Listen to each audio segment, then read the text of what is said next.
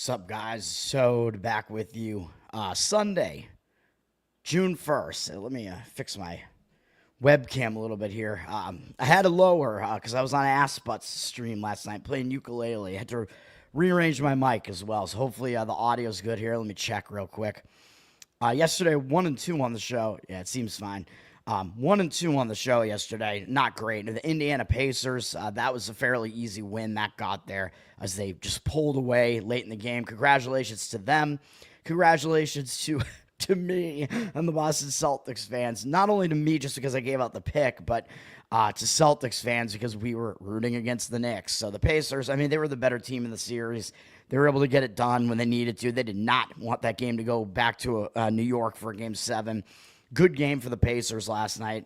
My baseball was not good, though. Milwaukee, Philadelphia. Chad Patrick, I mean, he was good. He basically held up his end of the bargain. Luzardo, I don't know what to tell you about that, man. He had his worst career performance, probably, giving up 12 earned runs in like 3 innings. I don't know what that was.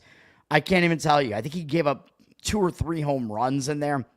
When it first started out, he'd given up like 3 runs early, and like it was on 2 home runs, and I'm like, all right, that's a little, like, we're gonna lose the play, but that's a little bit of a fluke there.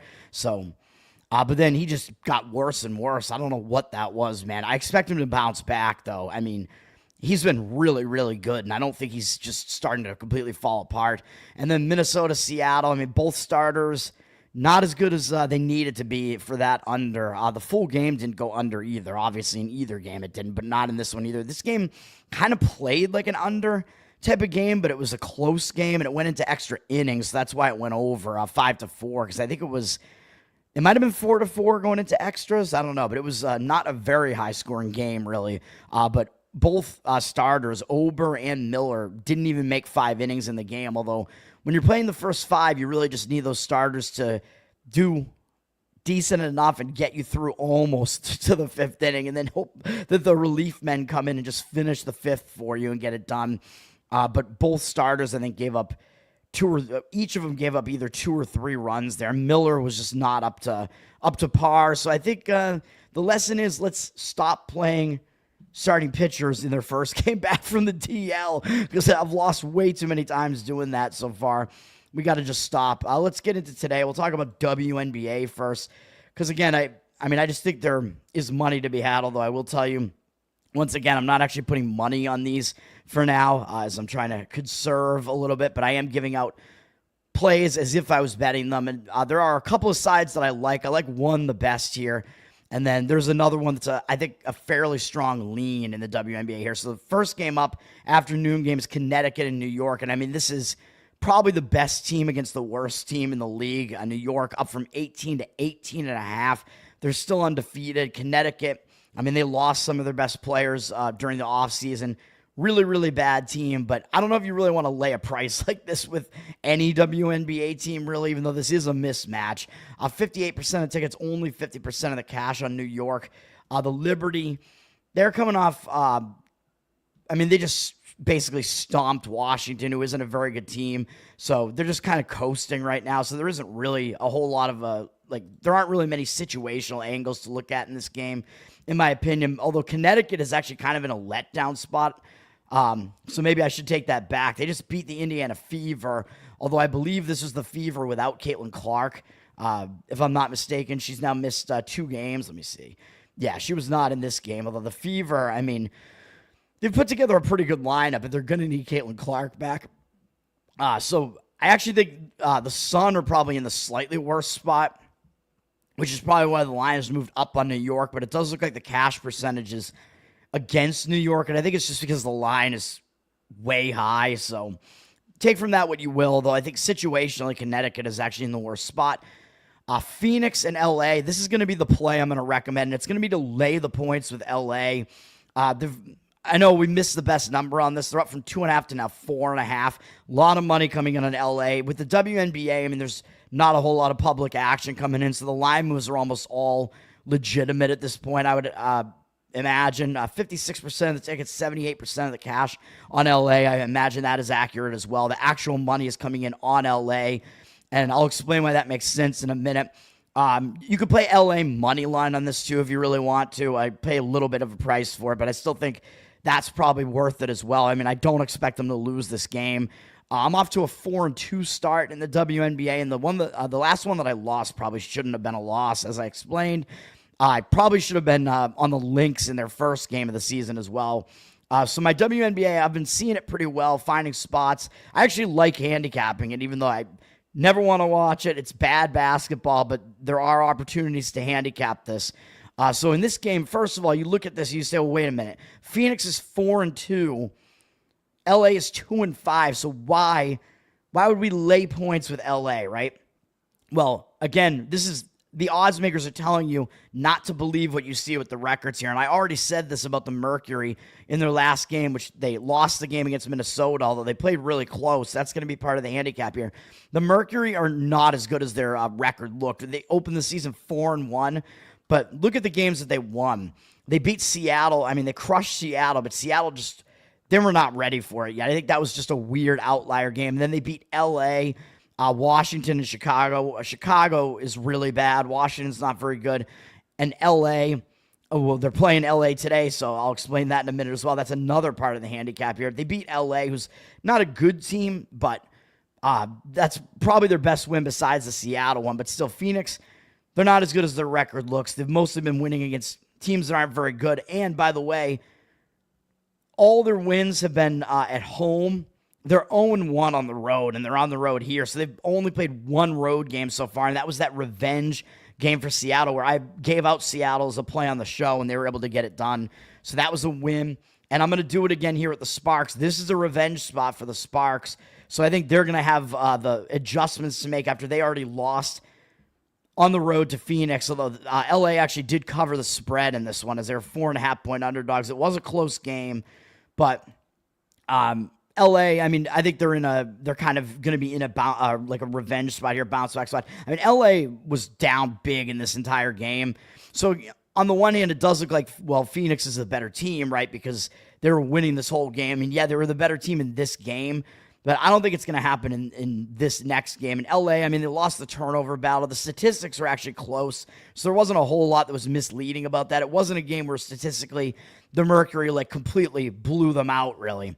So there isn't a whole lot to be said about that. But now we have a situation where LA is in the revenge spot, so I think they're going to show up for this game because they already lost once to Phoenix. Phoenix is coming off that really tough game against undefeated Minnesota, who's one of the best teams in the league, as I've been saying. Minnesota, I mean, they're undefeated even though they're without McBride for most of the season so far, and she's one of their key players.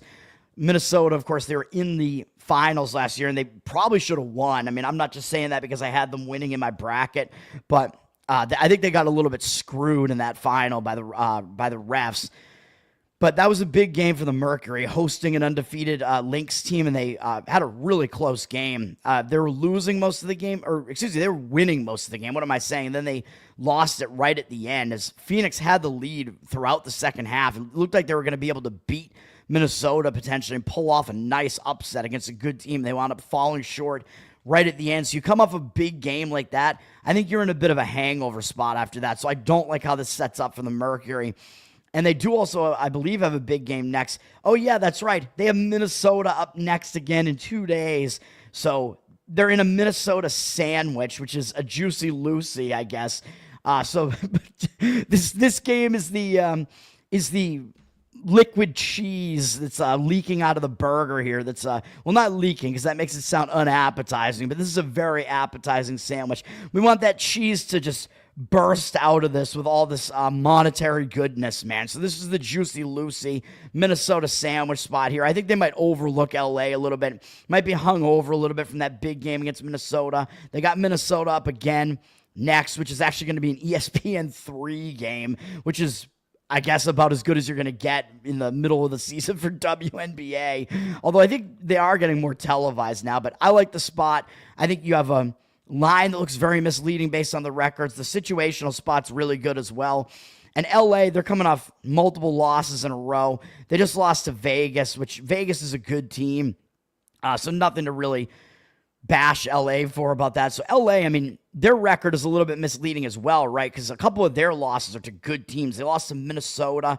They lost to the Aces. Those are two of the top teams in the league. And they lost to Atlanta, who has kind of stacked their roster this year. So Atlanta's pretty good as well. So these records definitely misleading. LA has played the tougher schedule so far, without a doubt. So they're the better team. We're going to go with LA minus the points, or if you want to play the money line there because the points getting a little bit high, you can go ahead and do that. But I think either way, hopefully they'll be ahead late in the game. Just get it done. Vegas at Seattle. I like Vegas in this one. I'm not going to give it out as a play, but I think it's a fairly strong lean. Vegas up from 1.5 to 2.5 with juice. 78% of tickets, 83% of the cash. So I think the actual money is coming in on Vegas, even though it does look like the public also kind of likes Vegas, because Vegas, they're kind of the more known quantity right now. Like Seattle has kind of built their roster up this year, and they are definitely a good team, but this is a big revenge spot for the Aces, as they went to Seattle and they got embarrassed, and they lost that game by 20 points, even though Vegas was actually a road favorite. They're up to a 5.5-point favorite in that game, and this is a road game as well, I guess, but they're only 2.5 now. So if the Aces were 5.5 in that first game, like, what's changed? Why are they only 2.5 now? So I think there is line value on Vegas, even though there might have been some personnel issues here. And I think Seattle, they are building up some more chemistry, so there is maybe some reason why that Vegas line was too high in the first game, but I think a lot of it is just because they got blown out in this first game, and this game was never close. But if you look at the stats, this was a complete statistical outlier for Seattle. 60% from the field, 50% from three. I mean, that's not going to happen again. So I expect this to be a much different game, at least a much closer game this time. And I know Seattle's coming off 2 losses in a row, but they are playing 3 straight, or actually 4 straight really big games.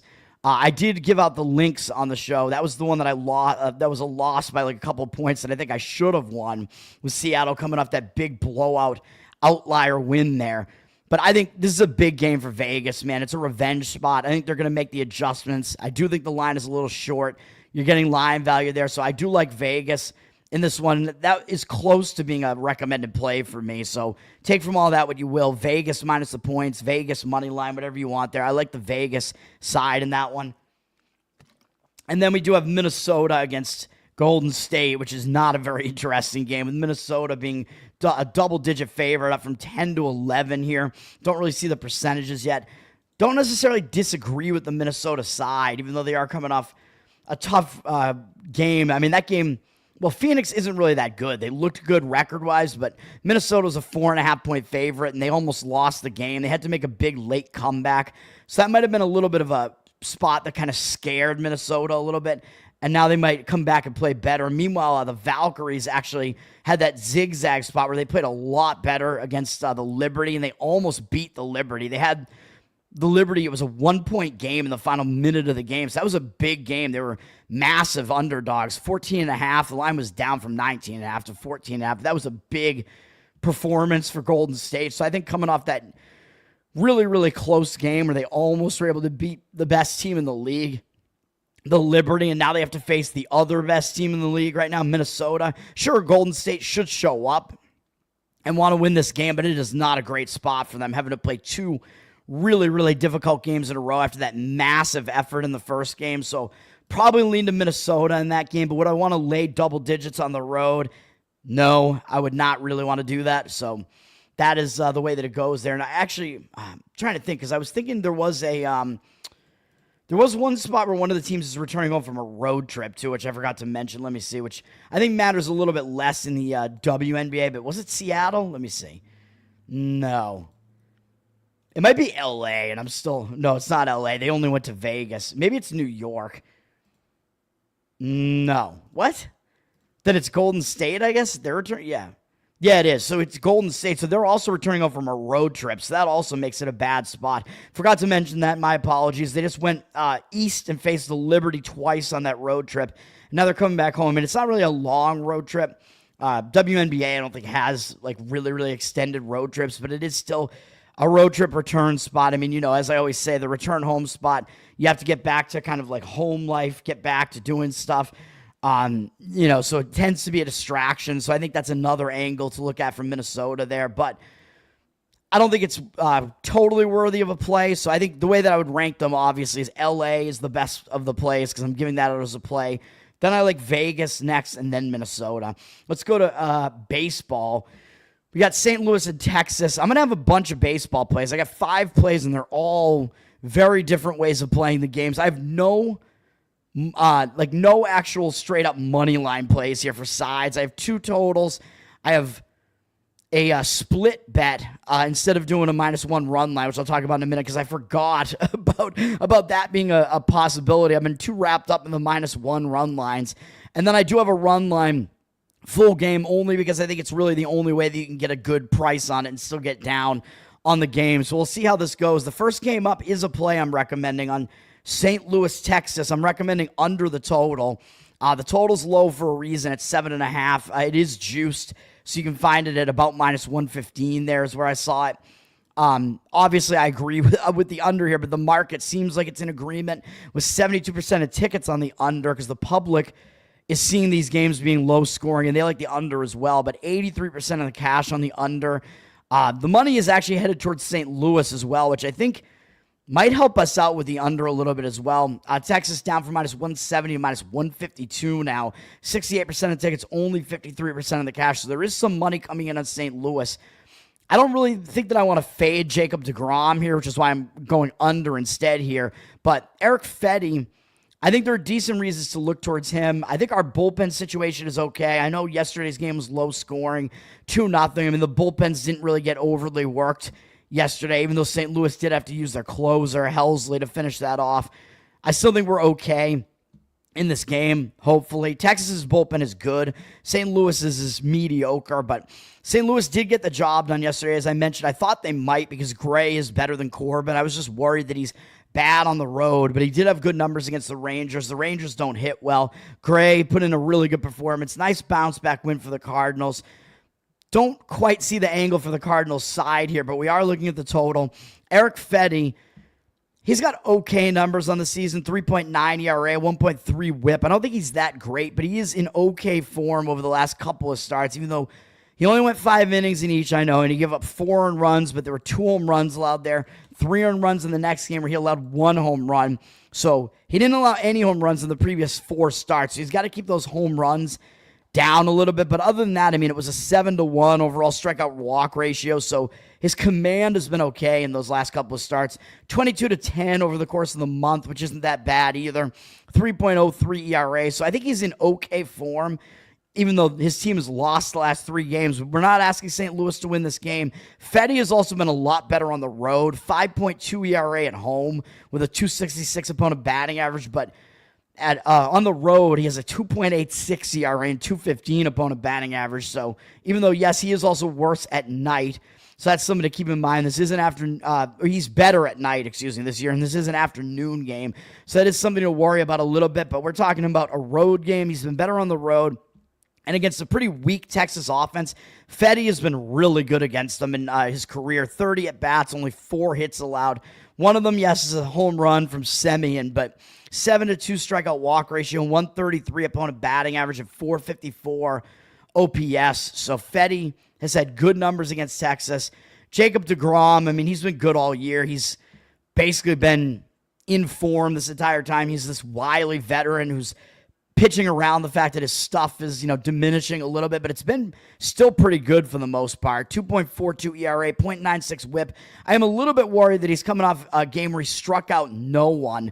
But this month, he still has a 29-7 strikeout walk ratio, 2.08 ERA. So I think that's more of a blip than anything else because the previous 3 starts, he had 10, 7, and 9 strikeouts. And in that game with no strikeouts, he still pitched his way through it and only allowed 2 earned runs. So I don't think he's like all of a sudden in bad form or anything like that. He's been good since his first 2 outings where he gave up 4 and 3 earned runs. He hasn't allowed more than 2 earned runs in any other outing. Or sorry, those were his second and third outings, His first start was actually a 5-inning shutout against my Red Sox.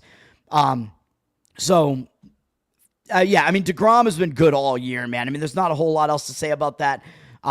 He doesn't have he does have somewhat significant splits, actually, I thought I remembered his home and away being about the same, but no, he's a lot better at home, and he's at home here. 1.71 ERA at home, 3.8 on the road, so he's been harder to get to at home, so he's at home here, so I like that too. So this has all the makings of an under. The total is also out there low for a reason, even though Fedde has had his issues. And the fact that the money is coming in at St. Louis hopefully is not indicating that that the bettors think DeGrom is going to do poorly, but they think more so that Fedde is actually going to pitch better than expected here. Hopefully is the case. So I like the under in that game. And again, 7 is a key number in baseball because that's how you break the 3-3 tie. So getting that hook is worth paying a little bit extra for, up to, usually I say about -120 to get it under -115. I think it's kind of the way you want to approach it. So that's an under. Boston, Atlanta. My Boston Red Sox, by the way, they got shut out yesterday. And what I didn't realize, even though the Red Sox suck, their offense is okay. And they were the last team in baseball to have not been shut out this season. That's crazy. So even the Yankees, Dodgers, Cubs, the best offenses in the league, they had all been shut out at some point this year. The Red Sox hadn't been shut out yet this year until yesterday.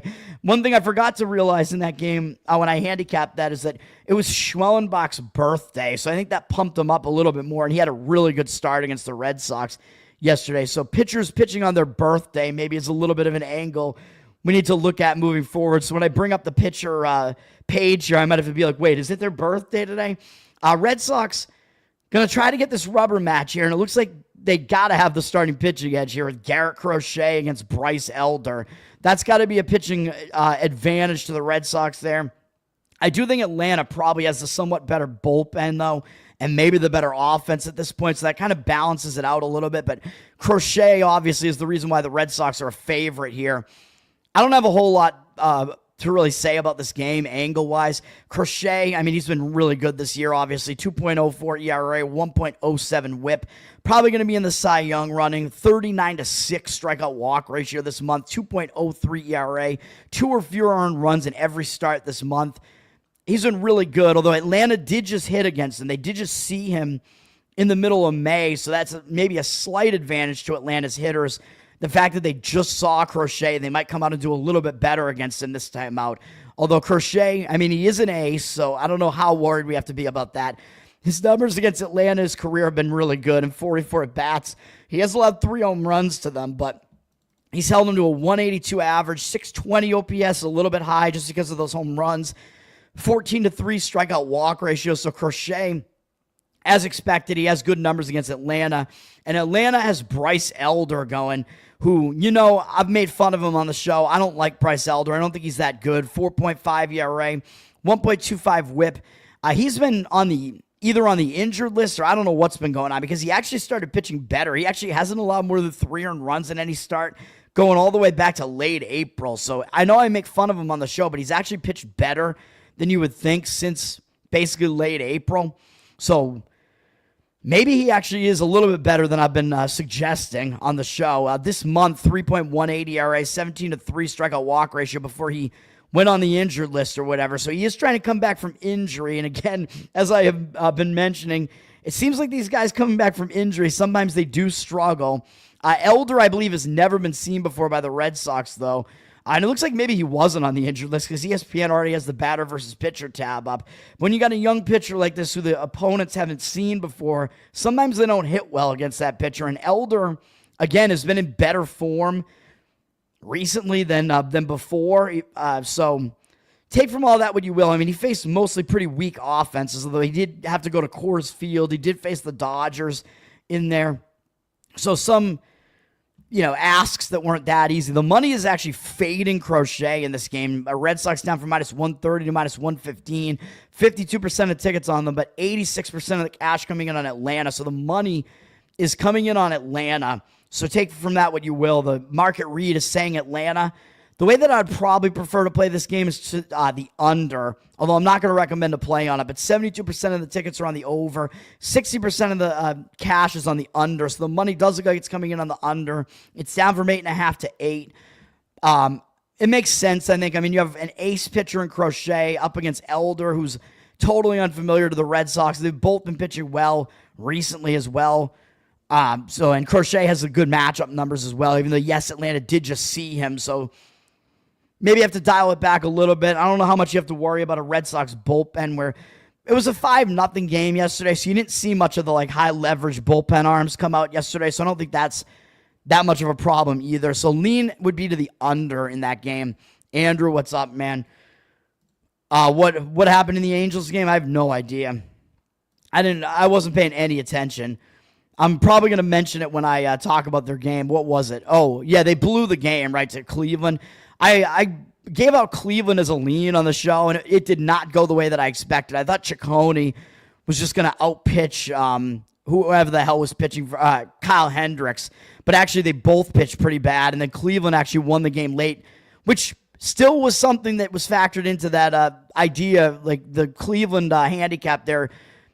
One of the factors is that Anaheim's bullpen is just terrible, so it wasn't, totally unfathomable that Anaheim's bullpen was going to be the reason why they lost that game, and that was the case yesterday.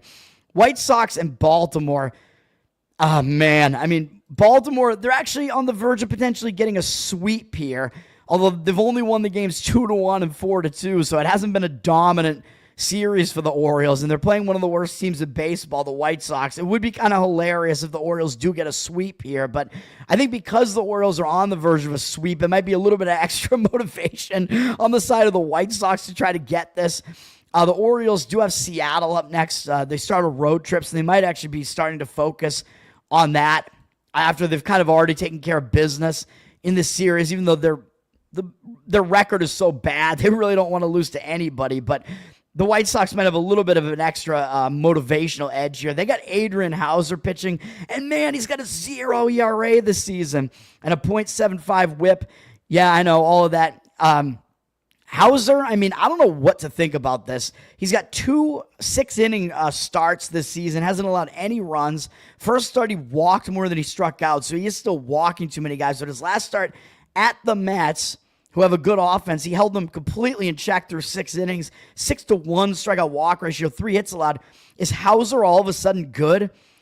I don't think so, because I mean his career his career WHIP is 1.36, and his career ERA is above 4. So I don't think we're all of a sudden seeing Hauser. I don't think all of a sudden he's like a really good pitcher or anything like that, but maybe he'll do okay in this game. He is in good form right now. I dial it back a little bit because his numbers against the Orioles are not good. In 23 at-bats, 348 average, 897 OPS. So I don't love that. And Charlie Morton is pitching for Baltimore, and, I've been making fun of him on the show, saying he's done, he's 41, he doesn't have his stuff anymore. 7.09 ERA, 1.66 whip, atrocious numbers on the season. But this month, he has a 3.98 ERA and 19-5 strikeout walk ratio.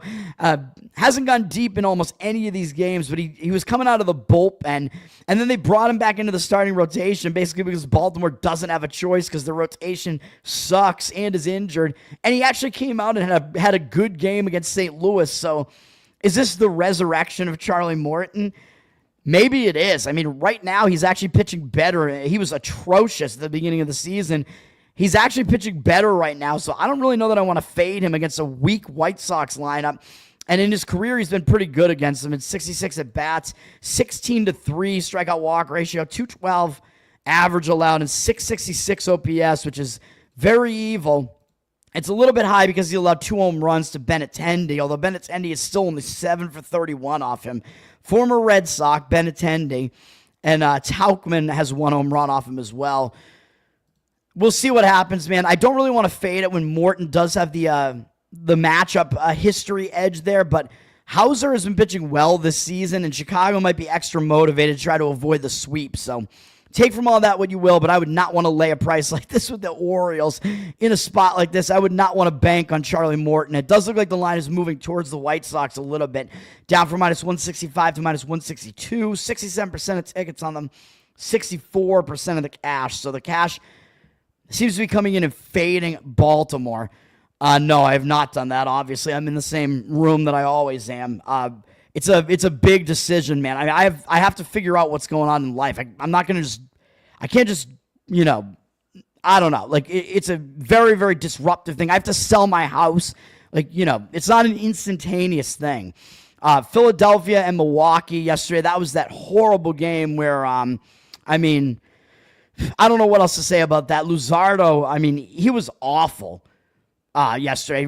I don't know what to say about that. Now we got Milwaukee actually on the verge of sweeping Philadelphia because of it on the road, which would be kind of crazy. Milwaukee is hot right now. They've won 6 games in a row, sweeping the Red Sox. I mean, not much to say about that. The Red Sox suck, but a sweep over Philadelphia on the road would be pretty crazy. Of course, Philadelphia is going to be extra motivated to try to avoid the sweep, but I don't know that I like them that much in this game, to be honest.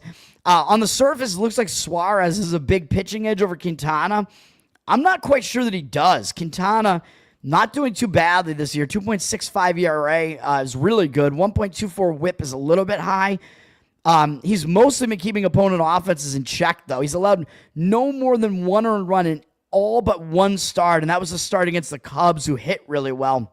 And he gave up 3 homers in that game. Still had a 6-1 strikeout walk ratio. So Quintana has actually still been pitching well, even though he doesn't come in and blow guys away, doesn't strike guys out, but he's not allowing that many hits. He's not allowing a lot of runs whatsoever. Milwaukee won his first 4 starts and then lost his last 2. He did get injured, so he is one of these guys coming back from the injured list. But again, he is a veteran, so he's used to pitching, coming back from injury like this. We'll see how he does in that first game back. Up against Philly, I think he actually has good numbers against them in his history as well. 224 at bats. He has a 54-9 strikeout walk ratio against them. Really, really low walk rate. A 237 average allowed to them and 641 OPS. Even though Philadelphia, even though they have a good offense, Quintana has actually been good against them. And he's actually been way better on the road this year, too. He has a 5.91 ERA at home, almost entirely because that Cubs game was a home game, though. But 1.16 ERA on the road. So the splits look decent for Quintana here. And then you got Suarez pitching for Philadelphia. I keep saying, just like I said at the beginning of last year, his career stats indicate that there's going to be some regression here. 2.97 ERA, 1.19 whip this season. I understand that's good, but he has walked 6 guys over his last 2 starts. He has a high strikeout rate this year, but his walk rate is a little bit high, and that's kind of been his problem. Doesn't allow a lot of hits. I know he's had 3 shutout performances in 5 starts so far, but they were against Cleveland, Colorado. Atlanta's a decent hitting team. Those other 2 teams are not. The one was at Coors Field, though. But still, really, the best offense that he faced all year was Arizona. They lit him up pretty bad. And now Milwaukee's going to be the second best offense that he faces. Suarez, way worse at home this year, of course, because that Arizona game was at home. He has a 5.4 ERA at home and a 0 ERA on the road. Crazy splits, and I know it's a small sample size, but he hasn't been as good at home, mostly because of that Arizona game, though. But against Milwaukee, he has not had a good history against him. In 39 at-bats, he's allowed 3 home runs, all to Contreras. So if you want a player prop there, he's 8 for 19 off him with 3 home runs, 2 walks. 9-5 strikeout walk ratio overall for Suarez against Milwaukee. That's not good. 359 average and 1,073 OPS allowed to Milwaukee. So Suarez does not have good numbers against Milwaukee, so I'm not so sure that I like Philly to avoid the sweep here, man. I think you're paying too much of a price for Philly. It does look like the cash is kind of on their side, even though the public also is on that side. 74% of tickets, 82% of the cash on Philly. They're down from minus 170 to minus 165, though. So take from all of that what you will. But I would probably lean to getting that huge price with Milwaukee, although I might look to first 5 innings because you might see Philadelphia look, better later in this game. I like the starting pitching matchup for Milwaukee, surprisingly, but the bullpen situation, neither bullpen is good, but I think Milwaukee's might be a little bit worse. Although yesterday, Philadelphia got lit up yesterday, and they had to use their bullpen more than Milwaukee did, so that might kind of balance it out a little bit. So I don't hate taking a flyer on Milwaukee, really, either in the first 5 innings or full game at a decent underdog price. A's and Toronto. Toronto's on the verge of a sweep right now. They've won 4 games in a row. They won a close game yesterday, 8-7. They are looking for the sweep here, but the A's might be a little bit extra motivated to avoid the sweep, and Toronto does have a big opponent up next in Philadelphia, who's probably going to be a playoff team, so that they might be looking ahead a little bit to that after they've already taken care of the A's and beaten them 3 games in a row, scoring 12, 11, and 8 runs against the A's. So the A's not getting the job done here pitching-wise at all. Although the A's do have one of their best starters going today. I'm not sure how good he really is, Sears, but he's one of their best starters, but he got absolutely lit up in his last start against Houston, and that has really skyrocketed his numbers to a 5.18 ERA, 1.27 whip. So he went from having decent numbers to all of a sudden looking terrible. He's not in good form over the last 2 starts. I mean, that's for sure. But he did give up 4 home runs against Anaheim, so I was giving him a pass for that one because he did have a 4.0 strikeout walk ratio, but then he gave up 3 home runs against Houston, got totally lit up. So he's been getting hit hard in those last 2 games. Will he bounce back from that? I don't know, but he's not in good form right now. His overall numbers on the season, like strikeout walk-wise, 43-11. That's not bad. He's allowed way too many home runs now, 13, but again, 7 of them in the last 2 starts and 9 of them in the last 4 starts. So he was really keeping the ball in the yard prior to that, and now he's having real issues with the long ball. We'll see what happens in Toronto. Against Toronto, he does have good numbers. 33 at-bats, 212 average, 621 OPS. So maybe Sears can bounce back here, but I don't want to bank on it when he's in bad form. Kevin Gausman is in better form right now, coming off a really nice start against Texas. An 8-inning, 1-run performance. Over the last few starts, he hasn't walked anybody since May 3rd, so his command has been really good since then. 33-1 strikeout walk ratio this month with a 2.81 ERA. He's in good form. We'll see what he's able to do here. He's also been better at home, I believe, with a 2.93 ERA at home, 4.33 on the road. He's been a lot better at home, and against the A's, not a huge sample size. 17 at-bats, 235 average, somewhat higher, 728 OPS, just because Andujar has a home run off him. But Gausman has been good overall. He's in good form right now. I think this sets up for a Gausman good start here. Sears has been better on the road slightly, though, with a 5.68 ERA in that horrendous, very hitter-friendly A's park. 4.93 on the road. What do we do with this game? I mean, I'm not going to do anything with it. Toronto is a heavy favorite because the odds makers are expecting this to be a bit of a pitching mismatch. Minus 195 there. 76% of tickets, 88% of the cash are coming in on Gausman, and the total is flipped from 8.5 juice to the under to being juice to the over. It looks like it's public and maybe the money all coming in on the over because this has been such a high-scoring series, especially on the part of Toronto. I'm not so sure I agree with it in this case, though. Sears has good matchup numbers. I think this sets up really nicely for Gausman. You might see a lower scoring game in this one, so we'll see what happens, but you might see that be the case here. Oakland probably wants to focus on trying to keep Toronto's bats in check after they haven't done so all series. We'll see if Sears is able to return to form. That's really the question there because I think he does have the ability to keep Toronto down a bit here, so I would actually slightly lean to the under in that game, but we will see. Next up, I'm going to give you a total on an over. Anaheim-Cleveland over. I know yesterday's game was high scoring, maybe a little bit misleading because a lot of the runs came in late, but Anaheim's bullpen sucks, so that is part of this. They suck. They're going to have to be in this game as well. So you have a shitty Anaheim bullpen, and you have a Cleveland bullpen that got used a bit yesterday, and they used their best bullpen relievers yesterday to finish the game off. So some of the high leverage bullpen arms got used yesterday on both sides. Again, Anaheim's bullpen is bad. Cleveland, again, they had to use Gaddis, Clase yesterday, or Clays yesterday. So they had to use some of their better relievers yesterday. So the bullpen situation sets up looking like you might want to look to an over in this game. And then we look at the starting pitching matchup, and I kind of like it to go over. Jack Kohanowitz, he's not been getting it done. 5.07 ERA, 1.52 whip for Anaheim. He did go deeper into the game against the Yankees. He kind of got pumped up, I guess, for the game against the Yankees. He hasn't been allowing that many runs for the most part, but his overall numbers, like opposing offenses can definitely get to him and knock him out of a game early on. He did pretty well against the Yankees, as I was saying, but that was a big performance. That was a big game from him, so he might have a little bit of a setback in this game.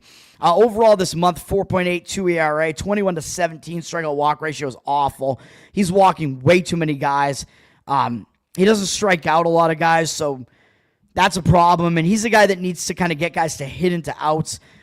Small 19 at bat sample size lifetime against Cleveland. 263 average isn't that bad, but a 970 OPS is not good, as he's only struck out 3 of them. He's allowed 4 walks to them. He's allowed 2 home runs to Carlos Santana and Bo Naylor. So that's not great. So overall, Kohanowitz hasn't been that good against Cleveland, and he's been worse on the road than at home with a 5.63 road ERA compared to 4.45 at home. So he's been worse on the road. So you can definitely fade this guy on the road. That's where he is here.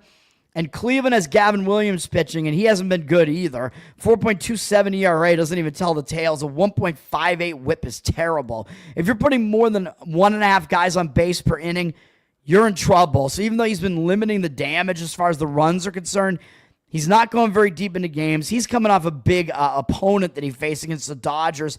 Didn't do well. He walked 6 guys in that game, which is not good either. And even though he has a 3.28 ERA this month, two of the 5 starts, he didn't even go 5 innings. He only went more than 5 innings once against a weak Twins lineup.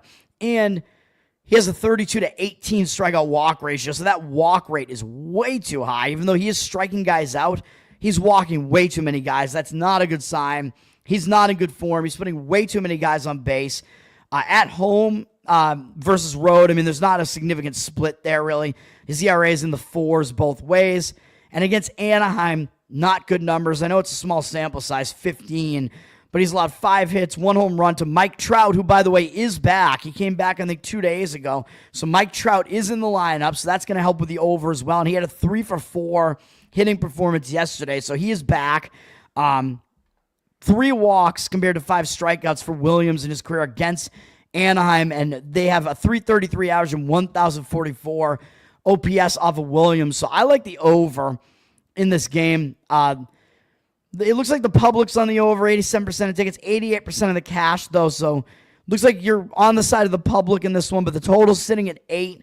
A little bit more juice to the over. Looks like, well, the line looks like it's dropped slightly, but I like that game to go over. So I'm going to give out a play on that one, on the over in that game. Colorado and the Mets. I mean, this is a game.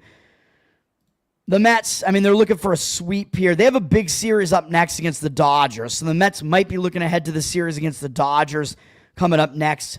They've already beaten Colorado twice. They might not take Colorado very seriously. Colorado really, really sucks at home. I mean, excuse me, they suck on the road. Well, they suck regardless, but they really suck on the road. Excuse me.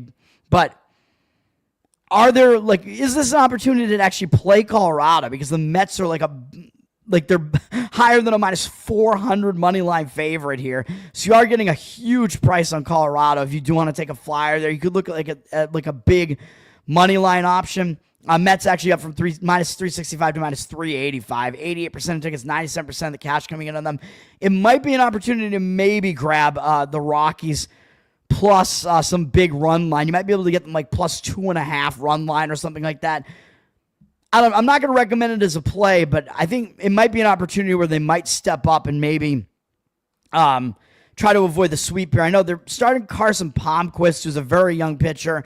This is his rookie season. I know he hasn't been good at all. 8.78 ERA, 2.03 whip. That's awful.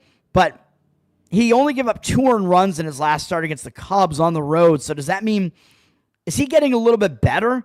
Maybe. And I mean, he has not had the easiest task starting his rookie campaign here, facing Arizona, Philly, and the Cubs. Here you go, man. Face 3 of the top lineups in baseball. There you go. I mean, that's not an easy undertaking, man. So I'll give him a little bit of a pass for some of that. It looks like he is getting a little bit better. He finally did go 5 innings in that game. Mets, of course, have never seen him before, so maybe Palmquist has the right trajectory here, and maybe he'll continue to get a little bit better. Clay Holmes for the Mets, I think he's not as good as he looks. 2.98 ERA. That means he's handsome. 2.98 ERA, 1.24 whip. Not horrible numbers, but I mean, he's walking too many guys. He doesn't strike out a lot of guys. 20-10 strikeout walk ratio this month is not as good as his 3.34 ERA this month would really indicate. He is putting too many guys on base, which isn't great.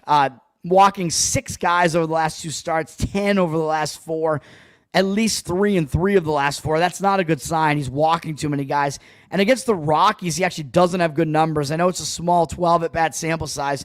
He's got 3 walks to 2 strikeouts, a 333 average, and 800 OPS. That's not great. And he has actually been a little bit worse at home with a 3.41 ERA compared to 2.59 on the road.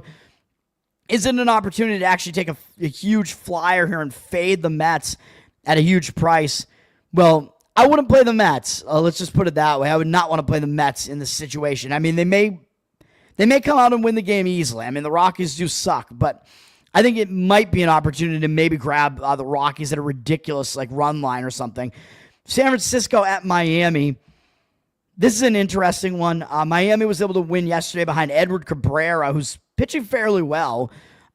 This game is going to be the rubber match. We got Birdsong pitching for San Francisco.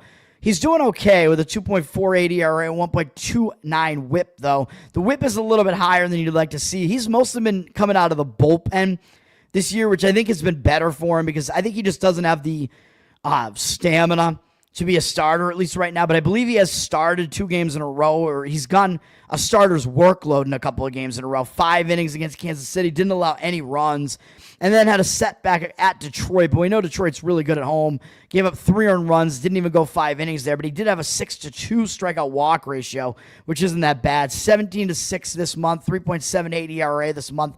He's pitching okay, and Miami has actually never seen him before. So Birdsong, decent young pitcher who, with Miami, with a not very talented lineup, they might struggle to figure Birdsong out early in the game, so he might have a little bit of an edge early in the game. Ryan Weathers, another young pitcher pitching for Miami, and he's pitching pretty well this year. 1.15 ERA, 0.89 whip. I know he walked 3 guys in his last outing, which isn't that great, but he's faced the Cubs twice and San Diego. Not an easy task to face those lineups either. Especially the Cubs 2 games in a row, and he's been up to the task, only allowing 2 total earned runs over that entire span. 15-4 strikeout walk ratio is pretty good, well below 1 hit per inning. So Weathers actually kind of starting to become a decent pitcher, it looks like right now. And against the Giants in his career, he actually has okay numbers in 21 at-bats, 6-1 strikeout walk ratio, 190 average, very low, 703 OPS. Little bit high, mostly because he did allow a home run to Chapman, who's 2 for 3 off him. But looking good overall for Weathers. I do think the money, it seemed like it was coming in on Miami early. San Francisco down from -125 to -116. But we do see 73% of tickets, 89% of the cash coming in on the Giants. So they do have the cash percentage coming in on them. The way that I would look to this game is probably the under. Full game under might be fine because San Francisco does have a really good bullpen and they didn't get used that much yesterday.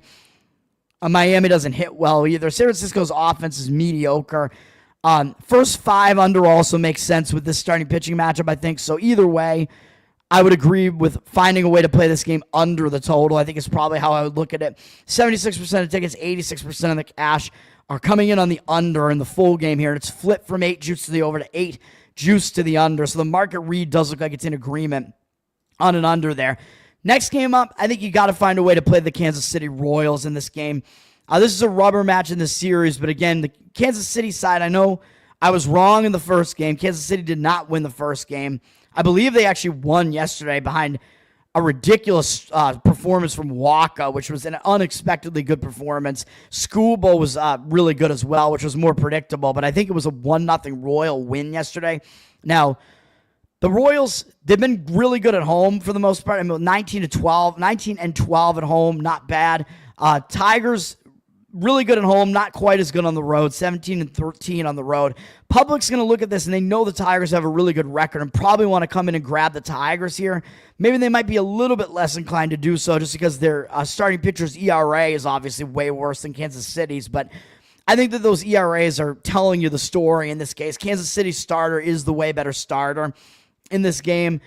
I like Kansas City to get the rubber match. Like, the public's going to come in and they're not going to want to lay a price like Kansas City is laying here at home. So the odds makers are telling you Kansas City does have an edge here in this matchup, laying a price like this against Detroit, where Kansas City has the worse record than Detroit does. I think that the teams are more evenly matched than the records would tell you, especially at Kansas City.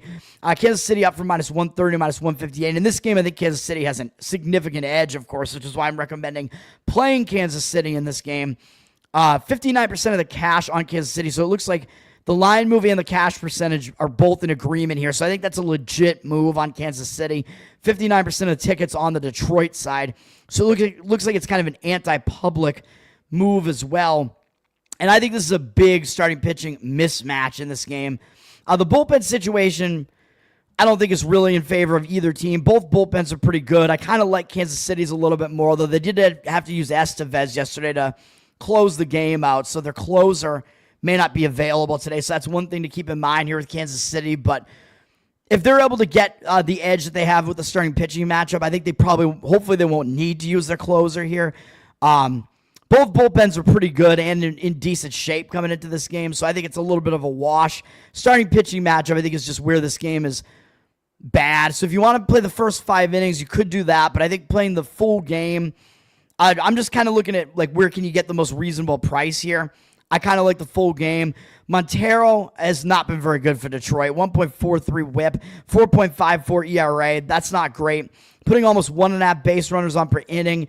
Not going to get it done. He's been worse on the road than at home with a 5.3 ERA on the road, 292 opponent batting average, 3.71 at home with a 234 batting average. He's been a lot worse on the road so far. Again, walking too many guys. 11-8 strikeout walk ratio this month tells you that his 3.68 ERA this month is not indicative of what he's actually been doing. And against the Royals, doesn't have good numbers in 20 at-bats. Pasquantino has a home run off him. 300 average, 1-1 strikeout walk ratio, and 833 OPS. I know it's not a big sample size, but Montero, not good on the road. Kansas City's been able to hit him in the small sample size. And he's up against one of Kansas City's best starters, Chris Bubich, who has come from out of nowhere to pitch really well so far this season. A 1.45 ERA, a 1.01 whip. He's been good both at home and away. Doesn't even really matter. Very similar stats both ways. Right in line with what his season numbers are. And against Detroit, he's been good. 31 at-bats, 9-3 strikeout walk ratio, 226 average allowed, and 641 OPS. So Bubich, he's the way better pitcher. He has the way better matchup numbers. He's just been really, really excellent. A .56 ERA this month with a 33-8 strikeout walk ratio, 7 innings in 3 of the last 4 starts. He's allowed 1 or 0 earned runs in every start this month. He's allowed only more than 2 earned runs twice this entire season. He's been one of the best pitchers in baseball. I mean, there's no way really around that. Only allowing 3 home runs, allowing way fewer than 1 hit per inning, a 70-20 strikeout walk ratio. So we'll ride it here. And I like, so the market read, all the matchup numbers and the starting pitching look good. If you do want to find a way to play first 5 inning, I think that's okay. But first 5 inning, you're probably laying a more significant price on Kansas City to play the first 5 inning because their most significant edges in the starting pitching matchup. But the hope is that it bleeds over into the bullpen. Detroit has to hit their bullpen earlier in the game, etc. So I think the way to find the best price to play this game is to do either a -1 run line on the full game, which you can get at DraftKings. I think most of the places offer it now. So you probably get Kansas City -1 on the run line at around like -120 or so. You could do that. I think that's fine. Or there's a way to kind of make your own -1 run line, and you could do it.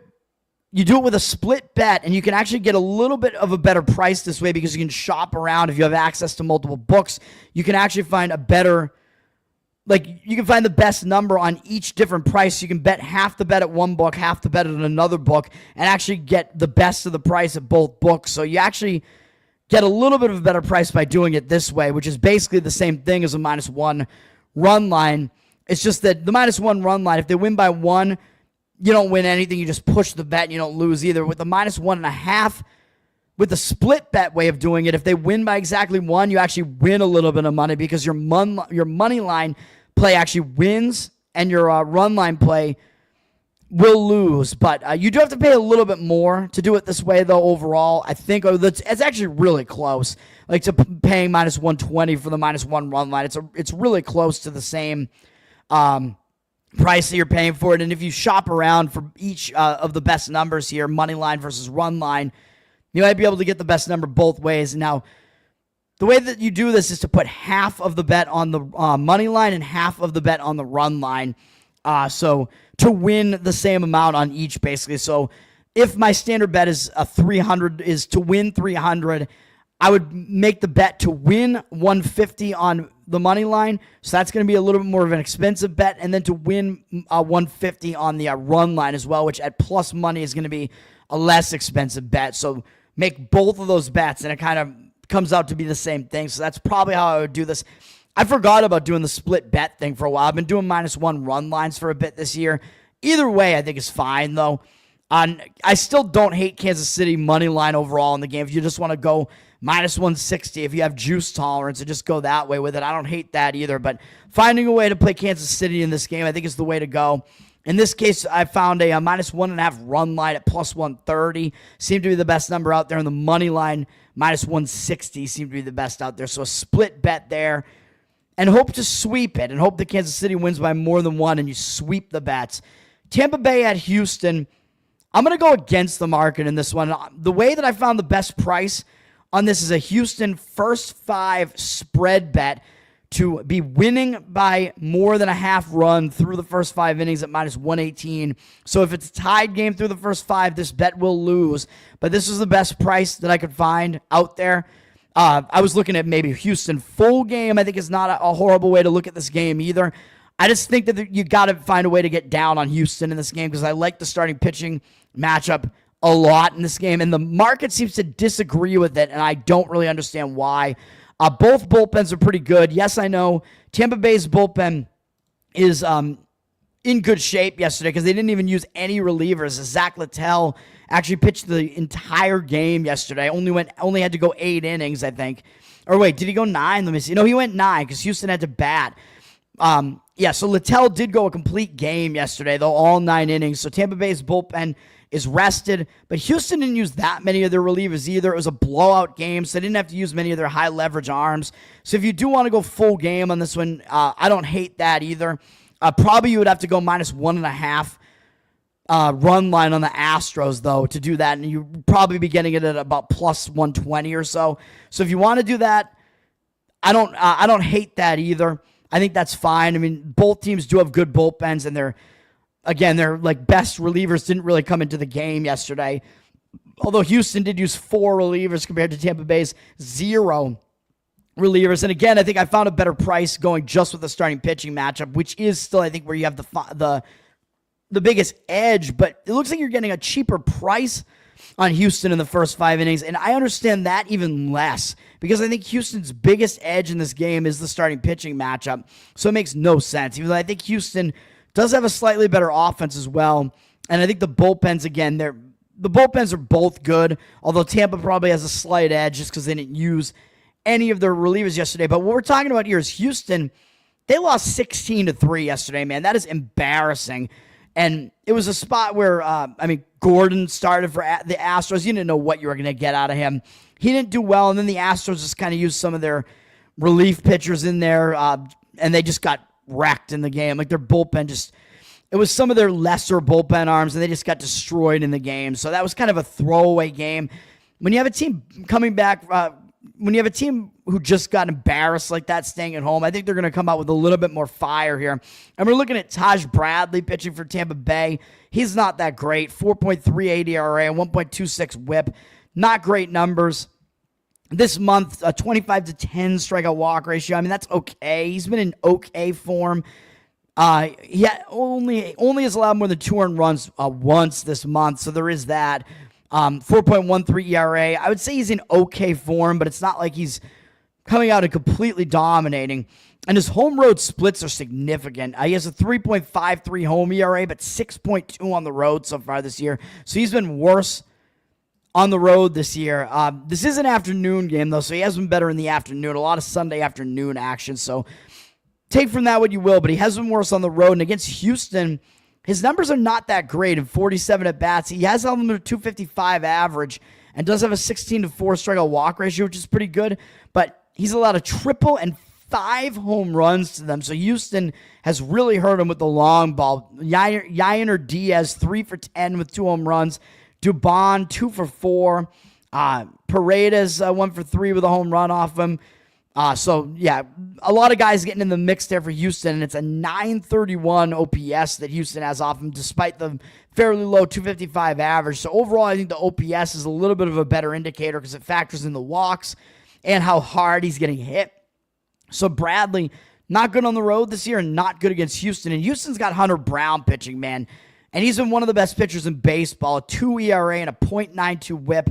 And, yes, I know Tampa Bay did just see him, although I think Taj Bradley probably pitched in that series too, right? Yeah, so that gets negated as well, okay? Well, I will say I don't even think it just gets negated. I think this gives Hunter Brown a bigger edge here because both pitchers just were seen by the opposing offenses, which, yes, a lot of times that's an advantage to the opposing offense because they just saw this pitcher, so they're familiar with him. But Taj Bradley overall hasn't been that good against Houston, and he did pitch well against Houston in that last game at home. So he might take a little bit of a step back this time facing Houston again, whereas Hunter Brown, in his last start, he bounced back nicely from his worst start of the season, basically dominating the A's for six innings there, 8 strikeouts, no walks. But what was his worst start of the season? Yeah, it was his only start of the season where he allowed more than 3 earned runs the entire season. And aside from that 3 earned run performance against the White Sox, he hadn't allowed more than 2 earned runs in any start this entire season. Since April 3rd, he hadn't allowed more than 1 earned run in any start this season, except for that 3 earned run game. But his worst start of the season was that start against Tampa Bay. And he's a good enough pitcher that I think he's going to bounce back from that start. So I think he'll actually be extra focused because of that. Because when you have a good pitcher, yes, I know the offense is now familiar with him again. Recent familiarity does help an offense. But when you're a dominant pitcher right now like Hunter Brown, I think you take a lot from that and you're going to actually pitch better, kind of like the zigzag phenomenon, and bounce back from that where he allowed 5 earned runs. But that was actually kind of fluky because it was in that weird Steinbrenner Stadium, and he allowed 3 home runs in that start. So it was a little bit fluky. It wasn't even as bad as it looked. Just the long ball hurt him in that game, and that is a home run conducive park under the right conditions. So I think we could kind of throw that game out. And Hunter Brown has been good against the Rays overall, even including that start. 41 at-bats, 12-5 strikeout walk ratio. Yes, he allowed 3 home runs, all of them in that one game.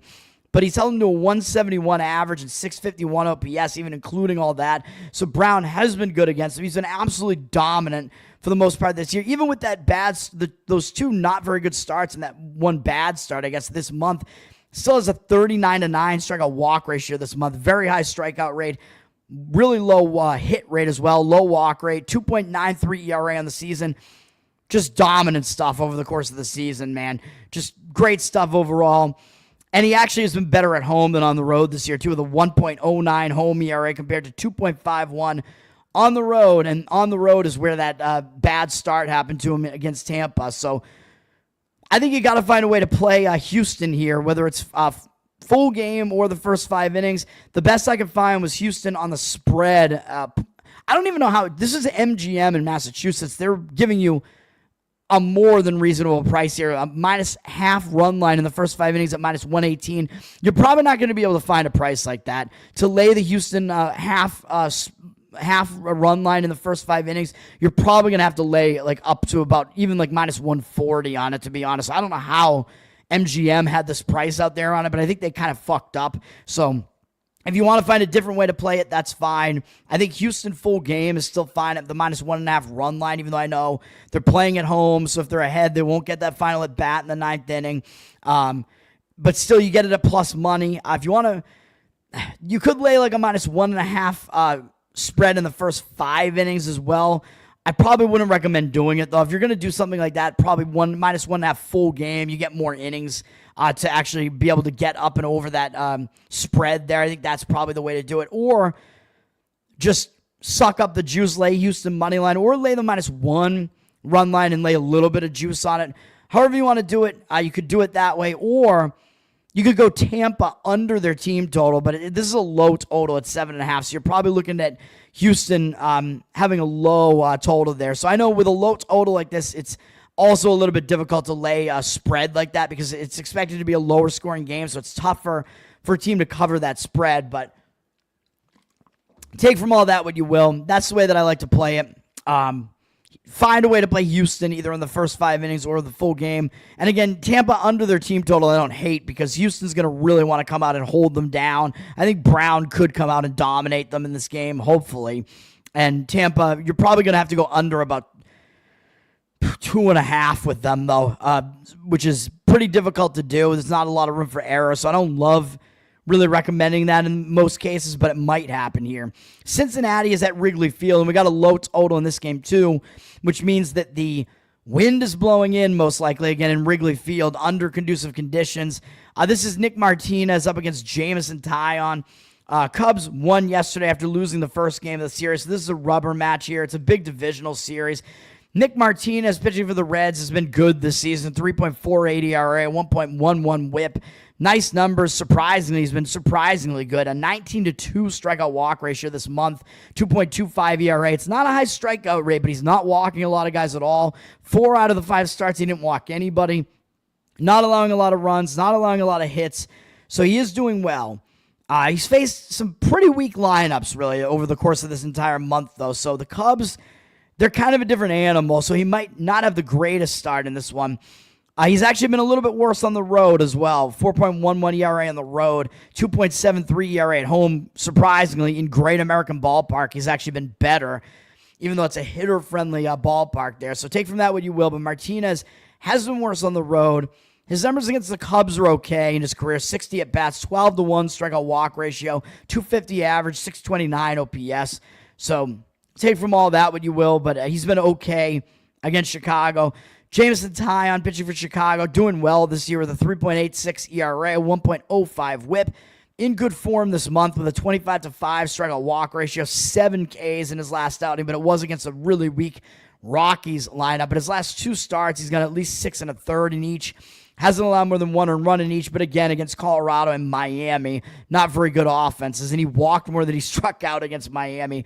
Take from that what you will, but that has not really been his MO, though, for the most part. 3.68 ERA this month. None of that is really that bad, and he's actually been better in Wrigley this year, the 2.67 home ERA, 4.96 on the road, so significant splits as well there. He's been better at home. And against the Reds in his career, his numbers are mediocre in 92 at-bats. He has allowed 6 home runs, which is not great. 25-5 strikeout walk ratio is good, and that's the same that he has this month. Interesting. 261 average allowed is pretty good, but a somewhat high 828 OPS gives me a little bit of hesitation there. So take from all that what you will. I don't want to play the game. I think it's a bit too much of a toss-up. The Cubs are favored by a decent amount because they definitely have the better offense. And the bullpen situation, I mean, the bullpens aren't really, neither bullpen is really that good, although the money seems to be kind of coming in on the Cincinnati side a little bit. Cubs down from -155 to -154, 80% of the tickets and only 72% of the cash on the Cubs, so they are public, and it looks like the money's kind of fading them and liking Martinez more than Taillon. Total down from 7.5 to 7 now, 68% of tickets and only 62% of the cash on the over, so the money... the signals are coming in on the under as well there, so take from that what you will. I don't think I would want to do that, though, with Taillon being a little bit questionable. Martinez a little bit questionable on the road as well. Minnesota at Seattle. I'm not going to recommend a play in this one. Probably would slightly lean to Seattle here. Seattle, I mean, they lost badly in the first game, but that was a game that actually went to extra innings, so it was actually a closer game than the final score looked. Seattle got the job done yesterday in that game where, unfortunately, the first 5 under did not hit for us, even though both starters did okay, but not good enough. It was a 5-4 Seattle win. Now we're coming into this game. Both bullpens slightly used now. Both bullpens are pretty good. Starting pitching-wise, Chris Paddock is pitching for Minnesota. Numbers pretty good this year. 3.92 ERA, 1.2 whip. I never thought that he was that good, but he is pitching okay. He's not really a strikeout guy, but his command has been pretty good as he has an 18-5 strikeout walk ratio this month. 2.4 ERA, also good. He allowing well below 1 hit per inning. Last 4 starts, hasn't allowed more than 2 earned runs in any start. So he is in good form right now. And actually, over the course of the entire season, if you throw out the first start against the White Sox, he hasn't allowed more than 3 earned runs in any start the entire season. So Paddock, somehow, he has been actually... an effective pitcher this year. I mean, there's not much else to say about that. He's been pretty effective. He has been a bit worse on the road, though, the 4.7 road ERA compared to a 3.04 at home. But this is a pitcher-friendly park here, Seattle. Against Seattle, his numbers aren't that good, though, against them. 29 at-bats. He has allowed 2 home runs to them. Garver is actually 2 for 2 with a home run and a walk off him. Overall, 276 average allowed, 827 OPS, so somewhat high batting numbers for Seattle against Paddock. So I don't know that I love Paddock in this game here against Luis Castillo, who is finally starting to return to form here. He's a pretty decent pitcher, but his whip is not good this year, 1.3, but that's higher than what you usually see out of him. 3.32 ERA is good, and I think he's starting to turn it around as this month he has a 22-7 strikeout walk ratio, 3 ERA. Starting to pitch pretty well. Did allow 5 runs against Toronto, but other than that, he's allowed 3 or fewer earned runs in all the other starts this month. 0 or 1 in 3 out of the 5, including a start against New York against the Yankees. So that's a pretty good sign. He's starting to turn it around a bit. And against Minnesota, he has good numbers in his career. In 78 at-bats, he has a 27-4 strikeout walk ratio, which is pretty dominant. A 218 batting average and 551 OPS. So Castillo does have dominant numbers. So that's kind of the reason why I do like Seattle here. The money is agreeing with me on Seattle, so that's probably the way I would look to play this game. The Seattle money line, they're up from -130 to -133. 53% of tickets, 82% of the cash coming in at Seattle, and I do not disagree with that. I agree with the market in that game. And as I was saying, I actually disagree with the market. In the Houston game, the line is completely tanked down from -210 to -165. So you might be able to wait and get a better number on Houston. I just don't understand what's going on there. 77% of tickets, only 59% of the cash on Houston. I don't agree with any of that at all. I think Brown has a significant advantage against Bradley. So we'll see what happens there. And it looks like the market read, even though the totals flipped from 7.5 juice to the over to 7.5 juice to the under, it looks like public under, 65% of tickets on the under, 59% of the cash on the under, although I don't think the under would really be public after you saw Tampa score 16 yesterday. Take from all that what you will, though. So just figured I would just talk about that. And then Washington, Arizona. I just had to find a way to play Arizona here, man. And the only way that I could see it at a reasonable price is the -1.5 run line on the full game at -114. I know that means we have to deal with Arizona's bullpen. Their bullpen sucks. They used their bullpen yesterday, but Washington's bullpen is not very good either, even though they have started to pitch better. I know Washington's a little bit of an underrated commodity, but Arizona is still the better of these two teams. They do have a significantly better offense. They've been awful in the series. They've lost 4 games in a row. They've been awful recently, man. I mean, this has to stop. They're not as bad as this looks with what is this? 9. They've lost 9 out of their last 10 games. Is that what that is? Something like that. So not good. They're on a slide right now, but they're the home favorite here. Looking to avoid a sweep. I mean, yesterday's game was totally embarrassing. So I think Arizona, they're going to be pissed. They're going to come into this game really looking to win this game, as they've allowed 20 runs in this series. And yesterday, Brandon Pfaadt started this game. He didn't get anybody out, and he allowed 8 earned runs. Unbelievable. I don't know how that even happens. And Washington scored 10 runs in the first inning, 1 in the second, and then they never scored again, and they still won the game. So Arizona was down 11-0, and they still almost came back in the game. Lost only 11-7. So after the first 2 innings, Arizona dominated that game.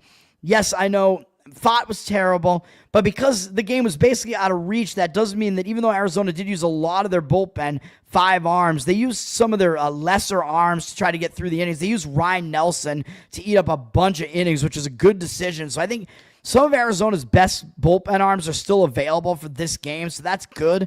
So that kind of helps as far as the full game is concerned. Of course, the same could be said for the Nats, as they didn't use any of their big arms either yesterday out of the bullpen. So it's similar. Both bullpens aren't good. They both have their best arms available here. So I think it's still fine to go full game here. I was looking to go first 5 innings, though, because I think the starting pitching matchup is a major edge for Arizona here. But Arizona, the motivation edge, I think, is strong as well. They're the better team here, man. It's shocking that they've lost these games like this. I know Washington, again, is a little bit of an underrated commodity right now, but still, I think Arizona's going to get it done. Mitchell Parker has not really been getting it done for Washington. 4.65 ERA, 1.33 whip, not good. This month, 20-10 strikeout walk ratio, 7.94 ERA. That does not look good. His last outing, actually every outing this month except for the home outing against the Braves, he has not even made it 5 innings. That's not a good sign either. He's allowed at least 3 earned runs in all of them, and that was the 5-inning one as well. So if you throw that out, he's allowed at least 4 earned runs in all of them, and that includes going back to a game against the Mets to finish April. So he has not been in good form for a while. Mitchell Parker has been struggling. His home road splits are significant as well, with a 3.63 home ERA, but 6.04 on the road. So he's been bad on the road as well, so that's not good.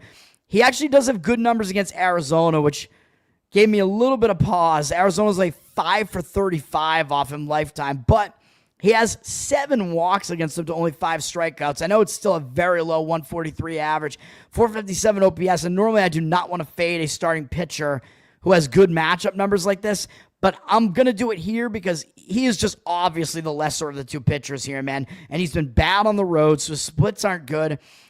He still has walked more than he struck out in his history against the D-backs, so that's not great either. And maybe some of the edge that he had when the D-backs had never seen him before has kind of gone away now, and maybe they'll know more about having faced him. He faced them once this year, so they did see him this year already, and he only gave up 1 earned run in that game, but that was at home, and he walked 4 guys and only struck out 2, so it wasn't the greatest start for him.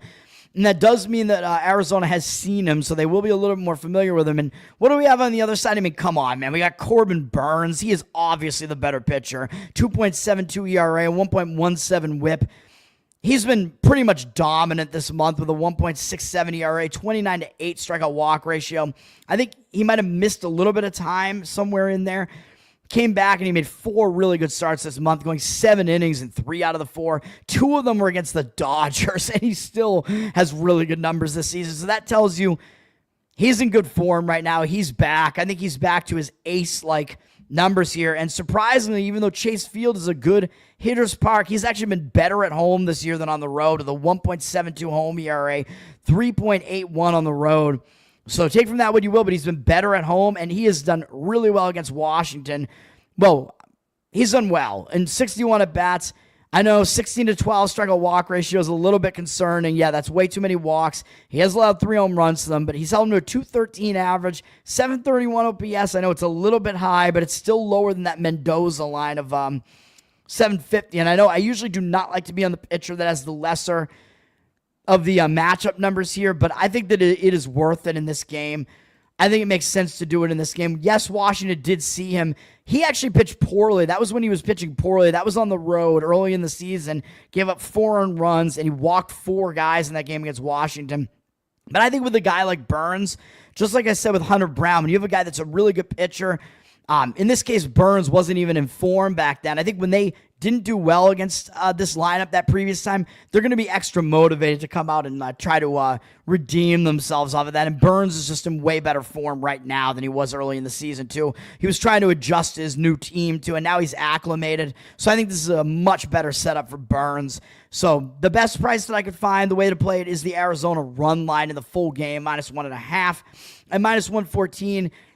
If you do want to find a way to play Arizona in the first 5 innings, I was looking for a way to do it. I just couldn't see a way. I mean, you could go -0.5 a run, but it looked like you had to pay about -160 to do that. So that's a little bit difficult to do. You have to pay about a -250 money line if you want to go Arizona money line either way. So that didn't seem like the way to go. Washington under their team total might be the other way to look at it if you do like Burnes and Arizona in this game. That might make sense as well. I mean, the total for the full game is 8.5, so probably Washington under their team total is probably around 3.5 or so, so you could look that way as well. But I think just simple Arizona, basically a spread bet for the full game is the way I'm going to do it, or recommend doing it, because I'm not actually playing any of these games right now, unfortunately. The money is agreeing with that one, though. 74% of tickets, 91% of the cash on Arizona. Professional bettors have liked Arizona in a lot of these home games and basically gotten screwed over because Arizona had a horrific series against the Pittsburgh Pirates, and they're having a really horrific series here as well. At some point, man, I think some regression / progression has to happen here. In Arizona, again, they are better than they've been playing recently. So something has to happen here. Arizona is going to turn it around. And, of course, something like a game where, oops, I lost my tab here. Something like a game where you have your ace on the mound could be a game where that might happen. Pittsburgh is at San Diego. This is a kind of interesting game. It's Andrew Heaney against Randy Vasquez. San Diego actually lost 5-0 yesterday, so that's embarrassing. You get shut out by one of the worst teams in the league, the Pittsburgh Pirates, with, by the way, Dylan Cease on the mound. He actually didn't have a good start in that game. I don't know what is wrong with Cease right now. He didn't do well in the game. And San Diego, their offense got completely shut down by Pittsburgh. Go figure. Losing 5-0 and only getting 2 hits in the entire game. So this looks like it's going to be a bounce-back spot for San Diego here. And you're actually getting a little bit of a cheap price. And I think because Andrew Heaney has actually pitched pretty well for Pittsburgh this year with a 3.41 ERA and 1.22 whip. But he's walked more than he's struck out this month with a 4.74 ERA this month, 15 walks to 13 strikeouts. That's not a good sign. So he's actually not in good form right now. And he just pitched poorly in Arizona. I mean, I know that's not an easy task going to Arizona and pitching.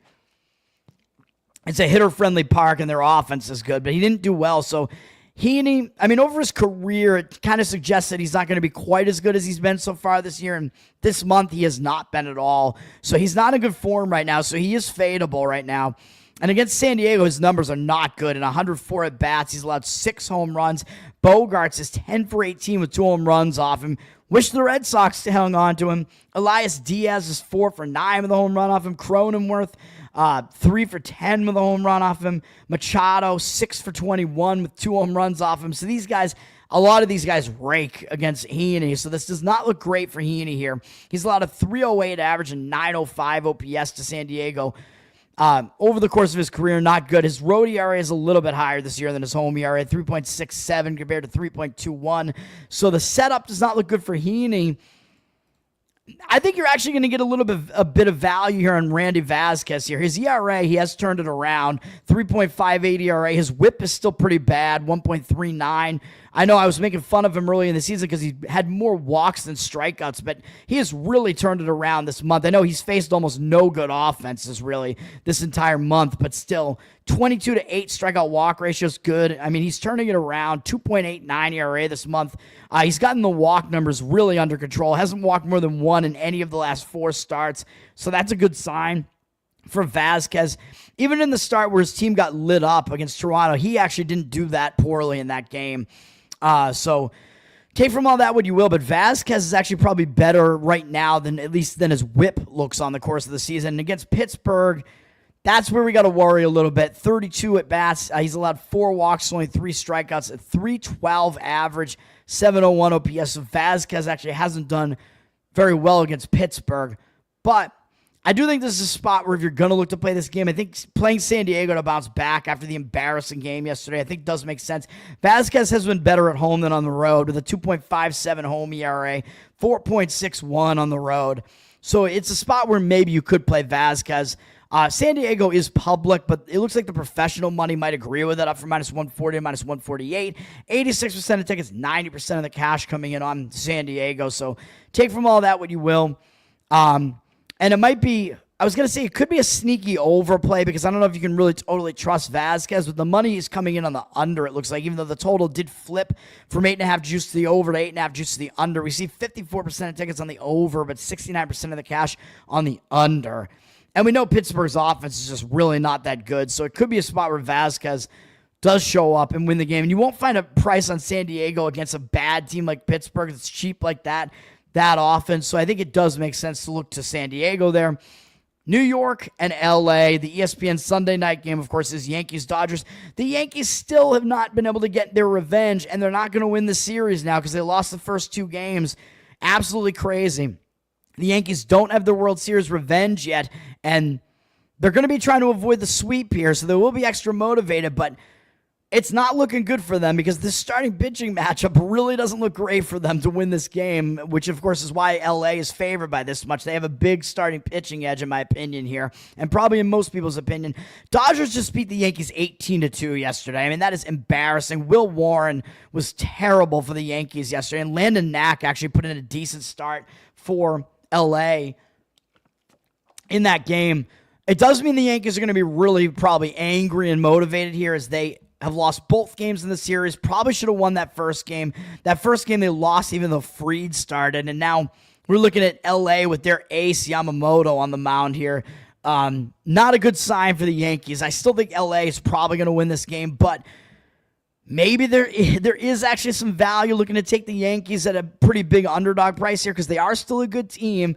They still can hit. They have a good offense, and they're going to be angry because they got absolutely blasted yesterday. So take from that what you will, but I think the bullpen situation is not good for the Yankees. Will Warren got lit up so unexpectedly that they had to use 7 relief pitchers yesterday. So that's not a good sign either for the Yankees. They even used their closer, Williams, who hasn't even been doing well this season, but the Yankees used some of their better bullpen arms yesterday too, so the bullpen situation doesn't look good for the Yankees either, though. Dodgers only used 3 of their relief pitchers, and Hernandez only made 3 pitches, so if they really want to use him again, they probably still could. So the Yankees have gotten torched. It is not set up really well for them, which I don't mind because I don't like the Yankees, obviously. Although I don't like either of these teams, but the way it has set up, even though it looks like there might be a little bit of value maybe looking to the Yankees, I think they're at a bullpen disadvantage here. They're at a starting pitching disadvantage. So what can you do? Ryan Yarbrough is pitching for the Yankees. He's been surprisingly good so far, the 3.06 ERA, 1.05 whip, but I mean, is that going to continue? Over the course of his entire career, he has a 4.16 ERA, pretty decent 1.18 whip, though. So over the course of his career, he has been okay, but his numbers do suggest that he can't really continue pitching the way he has so far. He's done well this month with a 2.25 ERA, 19-5 strikeout walk ratio. That's good, including 1 start at the A's, which we know that hitter park is that's a very hitter-friendly park, but the A's have really not done well at home this year. So I don't know how impressive that is. He did only strike out 2 in that game. Other than that, this month he's faced Tampa, Texas, Anaheim, and those are not very good lineups. So Yarbrough's stepping way up in class to face the Dodgers here. So it is possible that he doesn't pitch well here, even though he is in pretty good form right now. Against the Dodgers, he may not do well. And the Dodgers have actually seen a lot of him. In 96 career at-bats, they have 9 home runs off him. If you want a player prop here, how about Teoscar Hernandez is 13 for 36 off him with 7 home runs. That's insane. And Enrique Hernandez, the Hernandez's wreck him, is 5 for 11. Conforto is 3 for 5 with a home run off him. Some of these guys wreck him. Ohtani is 4 for 10. 2 doubles, triple, a home run, and a walk. I mean, Teoscar Hernandez, the Oscar, has 2 walks against him as well. This Dodgers lineup has completely lit Yarbrough up in his career. 302 average, 1,014 OPS, so it really does not look great for the Yankees here, man. Yamamoto is obviously the better of the 2 pitchers. He's pitching really well this season, 1.97 ERA, 0.91 whip. Been a little bit worse this month. I mean, you can't really continue. Nobody can really keep up numbers that are that amazing all season. 3 ERA, but still a 32-9 strikeout walk ratio this month, and only allowed 1 hit every half inning, which is really good. He's been basically unhittable. The Dodgers have won 4 of his last 5 starts. They've also won 6 of his last 8 starts, and they've won 10 of his 13. What is that? 10 of 13? Is that right? No. Did I do that math wrong? I think I did that math wrong. Let me see. No, he's made 11 starts, and they've won 8 of his 11 starts over the course of the season, I think is what it is, yeah. So they usually win with Yamamoto on the mound. He's only allowed 3 or more earned runs twice this entire season. Yes, I know it was both this month. One was on the road against Arizona, which is his worst start of the season.